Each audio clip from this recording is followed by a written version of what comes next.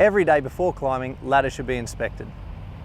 To help guide you in this process, please refer to company form GSY1027.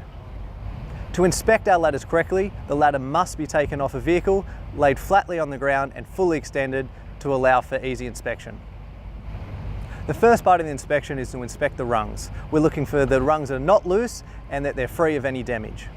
If a significant ding is found, a measurement should be taken from the outside of the stiles, from the base being 450mm wide and the fly being 367mm wide, with a tolerance of plus or minus 3mm.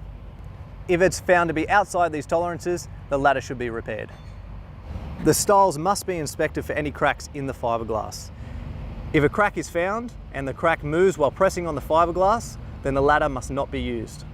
Further inspection of the stiles is looking for any parts that are bent or damaged or any sort of fiberglass splintering. Next, we move on to the latch. There are two different types of latches on the Endeavour Energy ladders. First is a Brennick latch. You need to inspect it for any bent or damaged parts, and it is free to rotate, engage and disengage. Does it allow the fly section to travel freely? Are the welds secure and coating intact? Does it sit flush on a rung, or is there any rust? The other type of latch on our ladders is a centre pull. To inspect this, we are looking for any types of damage or missing fixings, or if it's bent. The pulleys must also be inspected to make sure they are working correctly. Next up is a guide bracket. We are looking to see if it is damaged, bent, or has got any missing fixings. The fly section of the ladder needs to run smoothly, looking for any rubbing on the stiles. Next up is a tie-down bar, which is located on the bottom of the fly section of the ladder. We are looking to see if the rivets are in place and secure, mounting brackets are straight and not damaged, and the bar does not touch the rungs on the base section of the ladder. We now move on to the pole chain, which is located at the top of the fly section of the ladder. We are looking at the rivet mounting point, which should be free from any cracks, chips, or wear on the fiberglass. Also check the chain for any excessive rust.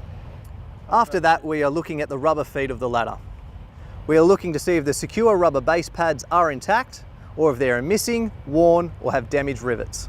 Next, we are looking at the ropes and lashes. We are looking to see if the ropes are not frayed or they're damaged, if the splice clip is secure and not corroded. We must also complete a rope tension test. This can be performed by grabbing the rope in the middle of the ladder and measure approximately 250mm. The last part of the inspection is to inspect the labels. We must make sure they're intact and legible. These labels contain important information that relate to the safe use of ladders.